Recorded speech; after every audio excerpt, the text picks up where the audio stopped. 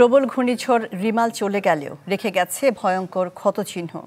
খুলনা, বাগেরহাট, বরিশাল সহ উপকূলীয় জেলাগুলোতে লক্ষাধিক ঘরবাড়ি সম্পূর্ণ বিধ্বস্ত হয়েছে। ফসলি জমি, চিংড়ি ঘেরের ক্ষয়ক্ষতির পুরো চিত্র এখনও নিরূপণ করা যায়নি। বিদ্যুৎবিহীন লাখ লাখ মানুষ।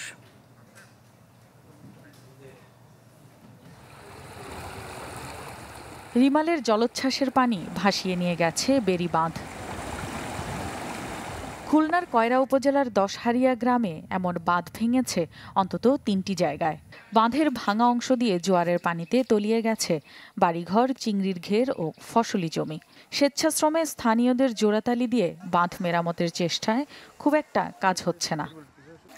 কয়রার মতো দাকব পাইকগাছাতেও ৬০টি পয়েন্টে বাঁধ ভেঙে ও উপচে পানিতে তলিয়ে গেছে অসংখ্য গ্রাম।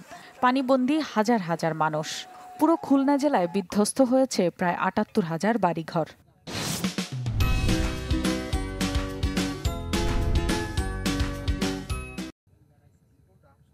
বাগেরহাটে তাণ্ডব চালিয়েছে রিমাল, গুড়িয়ে দিয়েছে ১০,০০০ বাড়িঘর, দেখা দিয়েছে বিশুদ্ধ পানির অভাব। ৩ দিনেও স্বাভাবিক করা যায়নি বিদ্যুৎ সঞ্চালন ব্যবস্থা। বেগ পোহাতে হচ্ছে নিরবিচ্ছিন্ন মোবাইল নেটওয়ার্ক পেতেও। জেলার বহু কৃষক ও মৎস্যজীবীর জন্য দুর্দশা বয়ে এনেছে প্রবল ঘূর্ণিঝড় রিমাল। ঘূর্ণিঝড় রিমাল জনজীবন বিপর্যস্ত করেছে বরিশাল, ঝালকাঠি, পিরোজপুর ও বরগুনার বিস্তৃত এলাকা। ঝালকাঠিতে বিধ্বস্ত হয়েছে ৬ শতাধিক বাড়িঘর। বাঁধ ভেঙে পানি প্রবেশ করায় ৯ কিলোমিটার বেড়ি বাঁধ ক্ষতিগ্রস্ত হয়েছে। এদিকে মোবাইল অপারেটরের নেটওয়ার্ক বন্ধ থাকায় ব্যাহত হচ্ছে যোগাযোগ ব্যবস্থাও। পটুয়াখালীতে বিধ্বস্ত হয়েছে ২,০০০-এর বেশি বাড়িঘর। আর বরিশালেও নিম্নাঞ্চল প্লাবিত হবার পাশাপাশি বিচ্ছিন্ন হয়ে পড়েছে বিদ্যুৎ ব্যবস্থা।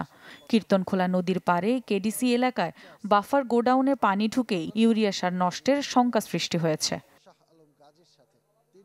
রওশন আরা তানিয়া, চ্যানেল 24।